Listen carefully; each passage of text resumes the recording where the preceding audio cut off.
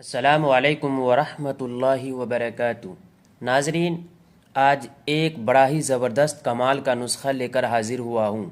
जिन लोगों का बिल्कुल ही काम नहीं कर रहा है या बिल्कुल ही जान नहीं है, ये समझ लें कि 60 साल का बाबा भी यह मेरा नुस्खा खा लेगा तो उसके अंदर इतनी ताकत और सख्तियाँ आ जाएंगी कि उसको भी एक जवान लड़की की ख्वाहिश हो जाएगा। चलते हैं अपने नुस्खे की तरफ। इससे पहले आपसे मेरी दरख्वास्त है कि मेरे चैनल को सब्सक्राइब करें और लाइक कर दें। तो नुस्खा क्या है? सबसे पहले आपको लेने हैं भुने हुए चने। 2 चम्मच भुने हुए चने लेना है, आधा चम्मच काले तिल लेना है और आधा चम्मच शक्कर लेना है। भुने हुए चने को कूट कर पाउडर बना लेंगे और काले तिल को कूट कर पाउडर बना लेंगे। दोनों पाउडर को मिक्स कर देंगे और उसमें शक्कर डाल करके मिक्स कर देंगे। उसके बाद उसका एक छोटा छोटा पुड़िया बना लेना है। उसके बाद चलते फिरते किसी टाइम उसको फाँक लें।